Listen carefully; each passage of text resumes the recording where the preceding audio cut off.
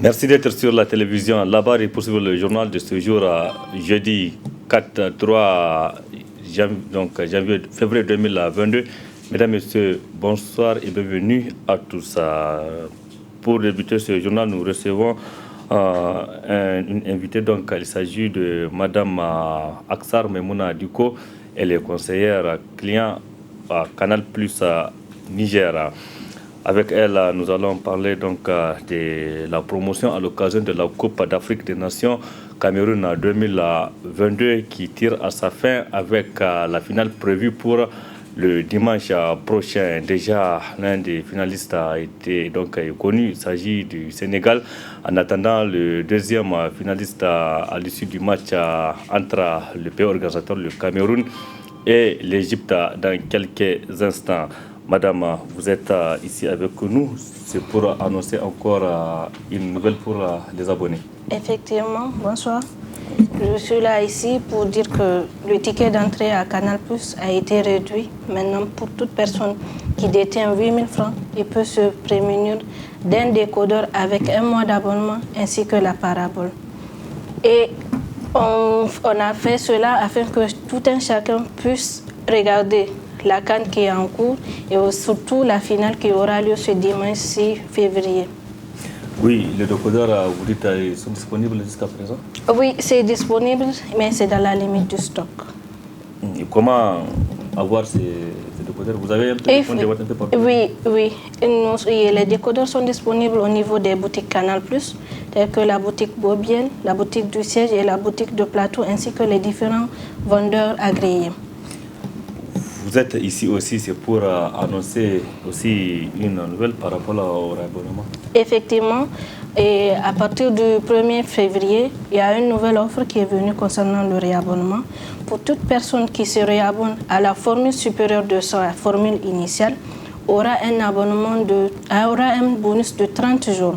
Par exemple, un abonné qui a la formule Access, c'est-à-dire qui prend 5 500 par mois, s'il se réabonne à l'abonnement de Évasion qui est à 11 000, il aura l'abonnement de Évasion plus l'abonnement de 22 000 pendant 30 jours. C'est ça la nouvelle offre de Canal+. Et pour tout réabonnement aussi, pour une personne qui n'a pas changé aussi, il aura 15 jours de réabonnement, mais cette offre est possible et disponible jusqu'au 6 février. Il aura 15 jours de bonus. Ouais, oui. C'est beau.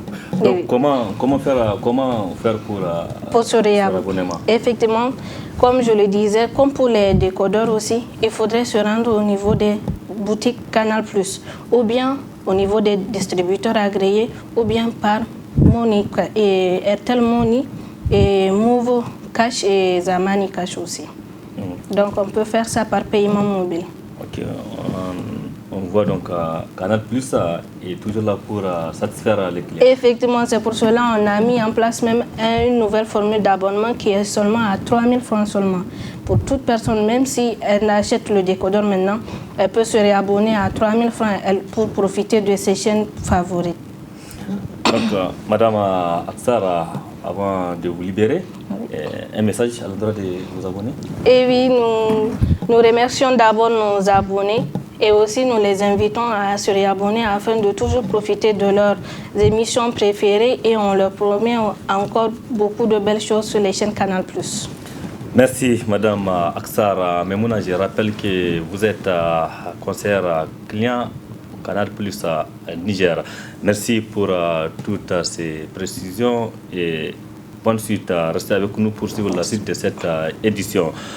Le mouvement tournant la page TLP Niger plus que jamais déterminé à amener les autorités nigériennes au respect du droit civique et à mettre fin à la restriction de l'espace civique. Et bien, ce mouvement a mené ce jeudi plusieurs actions ici même à Niamey et à l'international, dont le dépôt d'une nouvelle déclaration, d'une nouvelle manifestation prévue pour le vendredi 14 février prochain. Précision avec Ismaël Moumouni et Abokar Souley. Les multiples interdictions de manifestations à Niamey par le président du conseil de ville a conduit la structure tournant la page Niger à dessus le temps à travers des multiples actions ce jeudi 3 février 2022. La première action demeure une plainte déposée à l'hôtel de ville de Niamey d'une déclaration de manifestation pour le 11 février prochain. Ce meeting, cette manifestation, c'est toujours dans la même lancée. C'est pour, une fois de plus, dire non à la vie chère et exiger aussi le retrait sans délai de toutes les bases militaires étrangères, principalement celles françaises. Demander également la justice pour nos frères assassinés de sang-froid à Tira. Exiger également justice pour toutes les victimes du terrorisme. Soutenir nos FDS dans ce combat contre le terrorisme. Et demander la mise en accusation de l'ancien président de la République, Issoufou Mahamadou. On a bien dit pour haute trahison.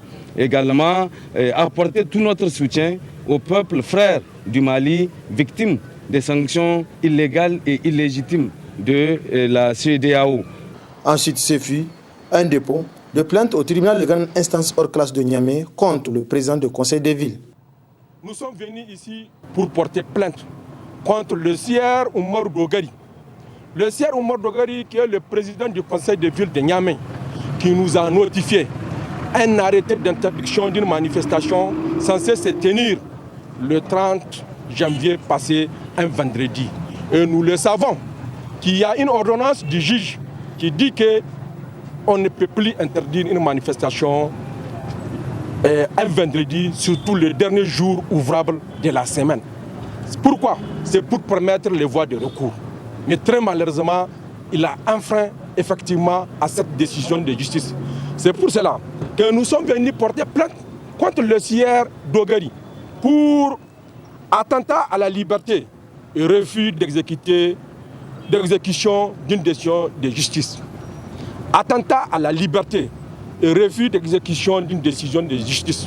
Au moment où ces actions sont menées à Niamey par TLP, les avocats de cette structure sont à la Cour de justice de la CEDEAO pour restriction des droits civiques. Seulement, la partie de l'État du Niger n'a pas répondu à l'audience qui est finalement reportée au 25 mars prochain, où la Cour va statuer sur cette question avec ou sans la présence des représentants de l'État du Niger. Merci Ismaël Moumouni. Depuis quelques jours, les prix du pain ont connu une hausse au guichet et chez les revendeurs détaillants.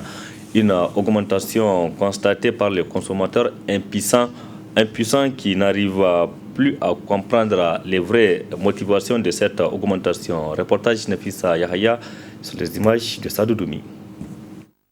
Après le communiqué du syndicat patronal des boulangers et pâtissiers du Niger, lequel communiqué annonçait hier lundi 31 janvier 2022 l'augmentation du prix du pain à compter de ce mardi 1er février 2022, l'heure est désormais à l'application de la décision par certaines boulangeries. En effet, c'est avec consternation et désolation que les consommateurs ont découvert le nouveau prix du pain. Dans le quartier, j'ai constaté un prix qui a changé. De 200, maintenant on achète la baguette à 250. Je n'ai pas demandé, j'ai juste vu ça sur les réseaux sociaux. Et les gens doivent avoir un regard sur ça, parce que les gens ne s'informent pas. Souvent c'est des faux problèmes. Ça n'a même pas impacté sur le pain et puis voilà, les gens augmentent et on ne fait pas de recherche. Donc j'exhorte les autres à s'informer davantage pour savoir réellement la source du problème. Est-ce que c'est lié au fait que le prix a augmenté de la farine ou bien c'est juste que les gens profitent d'une petite chose et puis voilà, on fait les flambées des choses. Augmentation du prix qui affecte le commerce des revendeurs qui n'ont pas manqué d'interpeller les autorités.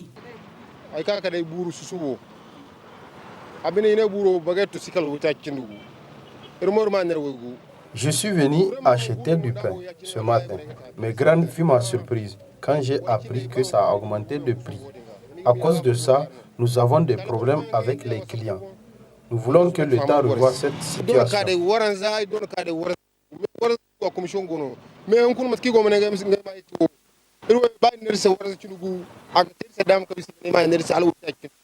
Au vu de tout ce qui précède, il urge que les autorités trouvent un terrain d'entente avec le syndicat patronal des boulangers et pâtissiers du Niger dans l'intérêt de la population et au gouvernement d'avoir un œil regardant sur la fixation des produits pour alléger la souffrance du citoyen, déjà affaibli par la morosité économique. Merci Nafissi Aya. Et du côté des défenseurs des droits des consommateurs, l'on s'est dit également indigné et choqué. Maman Nouri, président de l'association de défense des droits des consommateurs ADDC Odata, que je vous propose de suivre. Malheureusement, au-delà de cette fixation de prix, nous avons constaté de la spéculation. Parce que le prix en détail, c'est 250 francs. Et c'est ce qu'il fallait éviter. Mais seulement, peut-être ce syndicat un peu oublié, en matière de fixation de prix, normalement, il y a eu une expérience. Toute révision de prix doit être le fruit d'une consultation. Et ça doit être sous-tendu par, en tout cas, des informations fiables qui demandent la modification ou qui demandent l'augmentation. D'après les informations que nous avons reçues, il y a un regroupement de boulangers qui ont été reçus par le ministre du Commerce.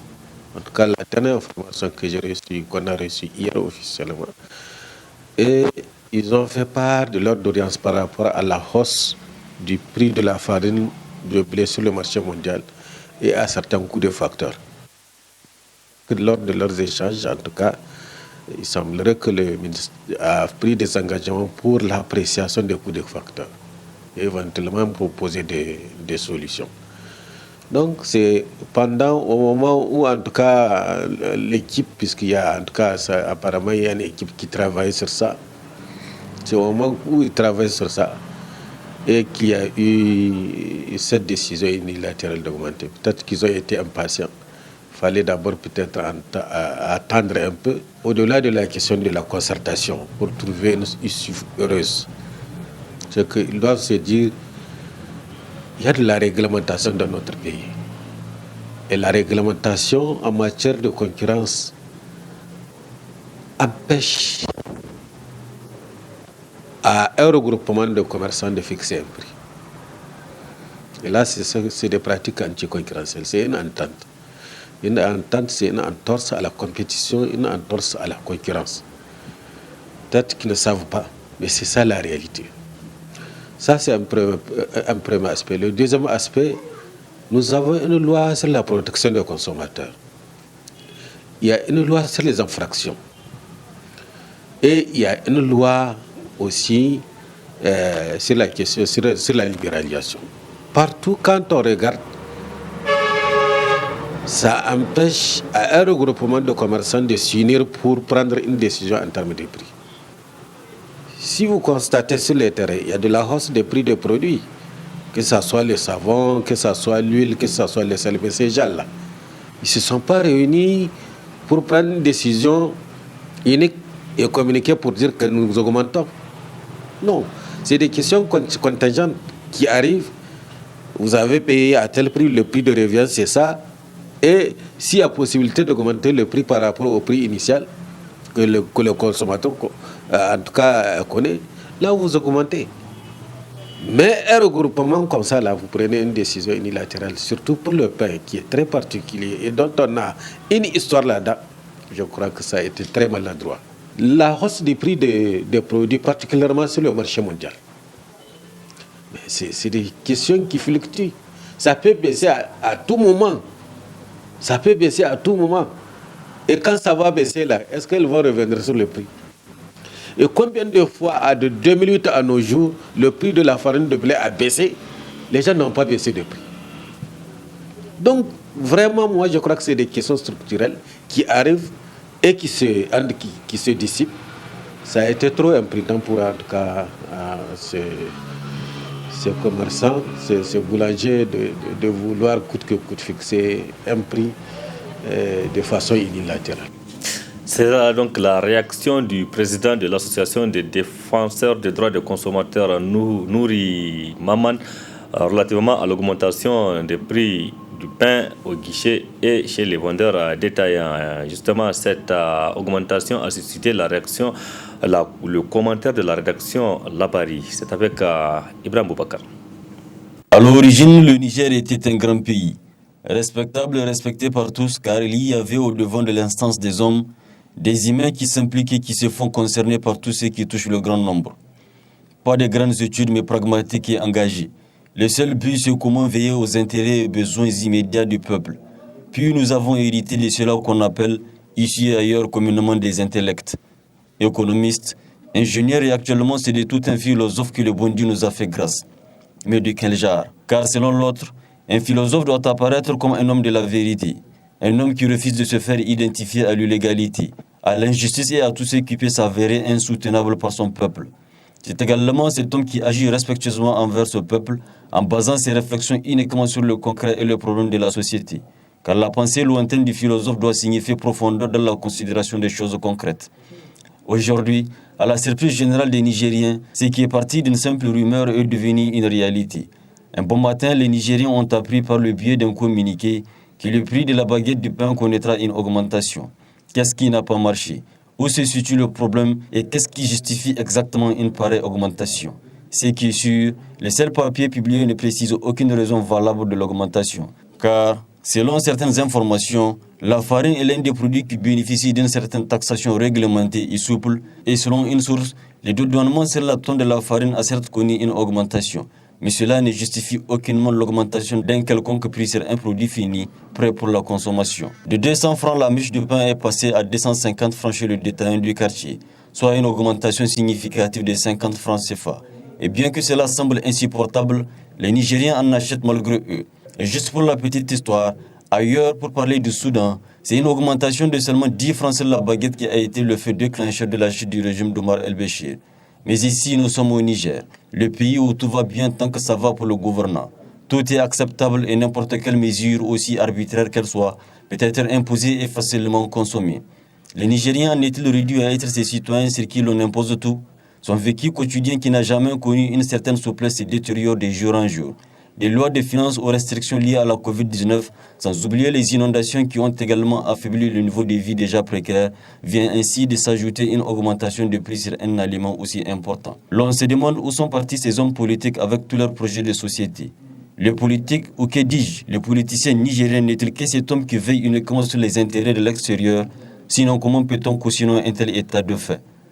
Plusieurs questions, les unes plus divergentes que les autres, taraudent l'esprit du citoyen, ténaillé par cette peur de ne plus voir le prix revenir à la normale, bien que cela est devenu une tradition au Niger. Tant que le prix grimpe, il ne redescend plus jamais. Ce qui amène à poser la question de savoir, existe-t-il vraiment un organe de régulation des prix au Niger? Une politique de normalisation et de stabilisation des prix des produits de première nécessité doit être une idée envisageable pour les politiques qui, pendant les moments de mendicité de voix, ont presque promis le paradis terrestre. L'heure est donc au respect de la parole donnée et d'offrir un peu de dignité à ce peuple qui est tout ce que vous êtes. Mais bon, pour faire court, il semblerait que les Nigériens lui-même, ne connaissant pas les aspects physiques, économiques et politiques qui agissent sur lui, il vit de façon conditionnée. Il subit les influences, qu'elles soient positives ou négatives, et sans jamais choisir, il ne peut donc être consulté. Et sans jamais pouvoir vite se situer, il ne pourra jamais s'orienter. Car actuellement, le débat fuse. Les entendus de l'autre côté disent que c'est incompréhensible et insultant, et les autres répètent obstinément que c'est bien logique et tout à fait compréhensible. Autre aspect de cette édition, la cérémonie de signature du partenariat ce matin à l'hôtel Bravia entre la compagnie de transfert d'argent Amana et la société nigérienne d'électricité, la Nigelec, un partenariat dont l'objectif est de faciliter à la population nigérienne de payer les factures de la Nigelec via les agences de transfert Amana et partout sur le territoire national. La précision avec Nafisa Yahya et Nassar Seydou. Par la présente signature de partenariat entre la compagnie de transfert d'argent Amana et la société nigérienne d'électricité Nigelec, la population nigérienne peut désormais payer ses factures d'électricité en toute simplicité dans toutes les agences Amana et à des tarifs étudiés. Amana Transfert d'argent dispose de centaines de points de vente opérationnels partout au Niger. À travers ce partenariat, Amana Transfert d'argent et la Nigelec démontrent une fois de plus leur engagement d'être plus proche de la population et répondre à leurs besoins. Je tiens à remercier les deux équipes techniques ayant travaillé sur ce projet pour le rendre opérationnel aujourd'hui. J'ai l'intime conviction que ce partenariat sera le début d'une belle et nouvelle histoire entre Amana Transfert d'argent la Nigélec et ses abonnés. Payez vos factures en toute confiance et dans un temps record dans toutes les agences de Amana Transfert d'argent partout au Niger et bientôt à travers l'application Amanata sans se déplacer. Les tarifs suivants vous seront appliqués lors des paiements de vos factures Nigélec dans les agences de Amana Transfert d'argent. De 1 à 5 000 francs, c'est gratuit. Le client paye simplement les frais de timbre. De 5 001 francs à plus, vous payez 150 francs seulement et 200 francs de timbre.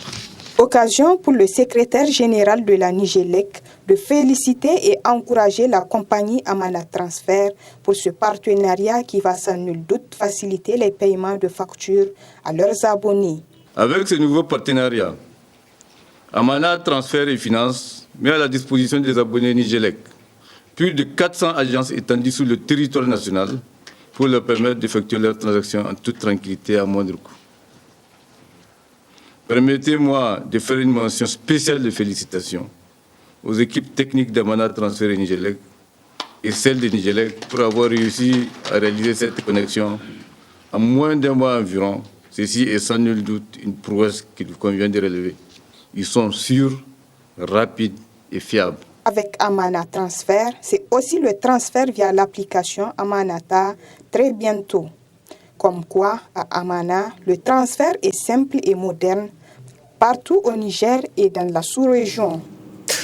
Justement, restons dans la sous-région, Nafissa Yahaya, avec la réunion des chefs d'État et de gouvernement des pays membres de la CEDEAO. Ces dirigeants se sont retrouvés de nouveau aujourd'hui à Accra, au Ghana, pour statuer justement sur la situation dans 3 pays, à savoir le Mali, la Guinée-Conakry et le Burkina Faso, 3 pays déstabilisés par un coup d'État.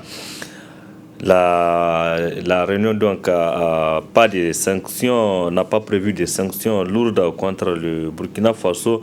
Juste les chefs d'État et de gouvernement demandent aux autorités de transition de libérer le président Roch Christian Kaboré et de proposer un chronogramme raisonnable pour le retour à l'ordre constitutionnel normal. S'agissant du Mali, la CEDEAO attend aussi un calendrier raisonnable avant toute levée graduelle des sanctions. Et pour la Guinée, enfin, la CEDEAO exige également, comme au Mali, comme au Burkina Faso, un chronogramme devant conduire aux élections pour le retour à l'ordre constitutionnel normal.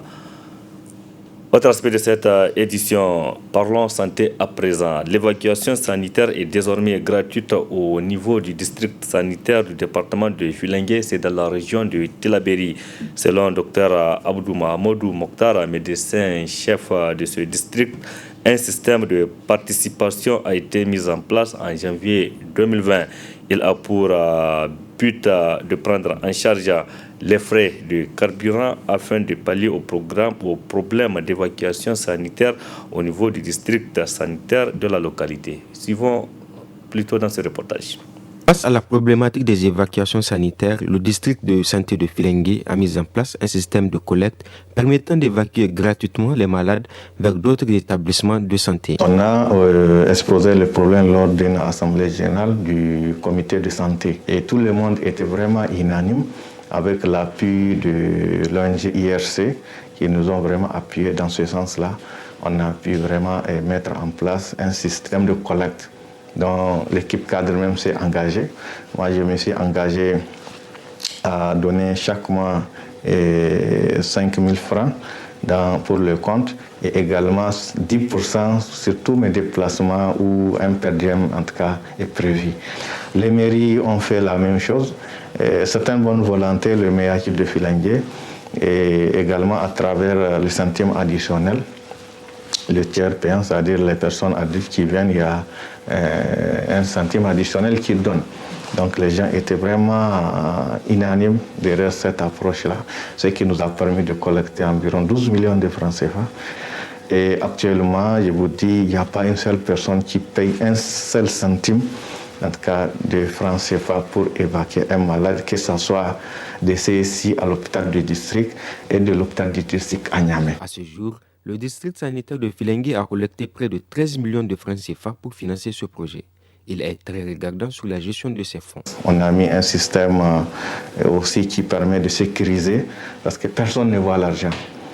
À travers l'ONG IRC, on a fait des reproductions. Nous avons également contractualisé avec une station de la place. Donc ils nous font la facture, à la fin du mois, on les paye. Donc le compte est logé. L'argent est logé dans un compte à Niamey. Personne ne manipule l'argent, personne ne voit l'argent. Le chauffeur, quand il vient, on lui tend un bon de carburant. Il part, il met le carburant et retourne. Grâce à ce système participatif au niveau local, le district sanitaire de Filengue arrive à faire face au transfert d'urgence des malades. Et puis ce communiqué de presse de l'ambassade de la République de Turquie au Niger. La Turquie soutient le peuple nigérien par le programme de renforcement des capacités que réalise l'Agence turque de coopération et de coordination TICA en collaboration avec le ministère de la Santé publique, de la population et des affaires sociales du Niger dans le cadre de la coopération en matière de santé. Ce communiqué poursuit en ces termes, donc ce sont des médecins superviseurs turcs spécialement venus à l'effet d'encadrer un séminaire de formation au profit d'une vingtaine d'agents de santé nigériens concernant les techniques et pratiques soignantes axées sur le premier soin et le transport des patients au centre de santé. S'agissant de la santé, l'hôpital d'amitié Niger-Turc, les acquis en matériel médicaux et produits pharmaceutiques, notamment durant cette pandémie de Covid-19, illustre réellement cet élan de coopération. Au-delà du domaine de la santé, la TICA a mis en œuvre plus de 100 projets d'urgence et de développement au Niger, touchant directement la population cible avec impact positif sur la résilience. Enfin, la TICA a également formé et équipé plusieurs membres des structures socio-professionnelles ainsi que certains agents de l'État du Niger. C'était là donc la substance du communiqué de presse de l'ambassade de la République de Turquie au Niger. Point final de cette édition. Merci à vous de l'avoir suivi. Restez en compagnie du programme de la télévision La Barre. Excellente nuit à toutes et à tous. Bonsoir.